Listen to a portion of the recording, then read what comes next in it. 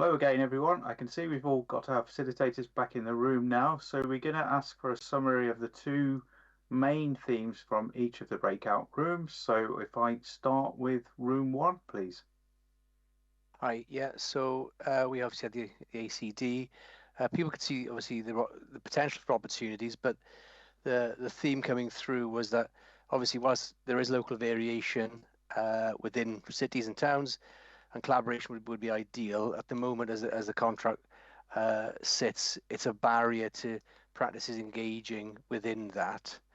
Then following that theme, we had some input from a dental cluster lead who was saying that there's a lot more paperwork than just the meetings around reading the cluster plans and everything that's going on, and getting engagement from the dental, obviously cluster part and the practices to engage again because it's not part of the contract or it's not. They say they're too busy to engage.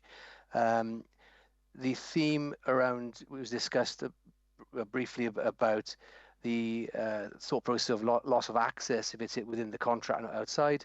And it was felt that by investing in the communities, you'd get less disease. So, in fact, you wouldn't need as much access because you have a healthier community.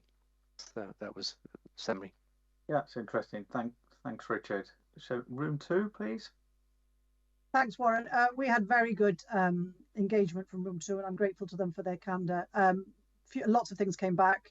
Recruitment retention, as you'd expect, impacting significantly. But beyond that, the uncertainty is really of contract and clawback is really stifling innovation, it's felt in practices. They don't feel that they can invest in staff to retain them meaningfully, to create the career pathways, the choices, because they don't know what the business is going to look like because of the uncertainty. And that's having a significant effect on mental health. We heard that very loud and very clear. There was some good discussions around skill mix and the creation of career pathways, but the risk sits with the contractors at the moment. There's nothing built into the contract to support workforce innovation or leading the workforce or driving the workforce or growing the workforce in terms of a meaningful way that can be retained. So those are kind of the themes that we heard loud and clear. We've captured them, and there were lots in the chats as well to underpin those. But those are kind of the biggest chats at the moment: the uncertainty and the stress and the toll that's having at the moment. Okay, thanks, Kirsty. And finally, room three. Yeah, Warren, I was in the quality room and actually leading a little bit on from Kirsty, there was issues regarding, the safety of staff and also the elements of like staff are under lots of stress at the minute. And the quality is currently, they feel unachievable under the current contract reform.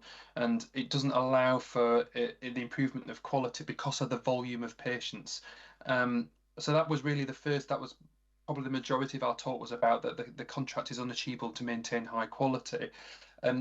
Secondly, we moved on to that you can't have quality and access without the workforce. And we know that the skill mix is there, but they feel this is a bit of a double knife-edged sword and it doesn't improve quality, it just improves quantity that's coming through. So the issue really, I say, was unachievable and the skill mix doesn't improve quality, it just improves quantity of patients. Okay, thanks, Adrian. I'd just like to finish up now. We do appreciate you attending tonight, especially giving up your evening. So thank you for that, and we do listen.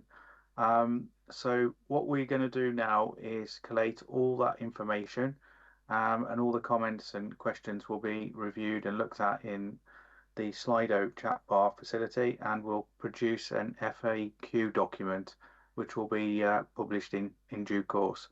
So I hope you all have a good evening, and once again, thank you very much. We do appreciate it. Thank you. Bye.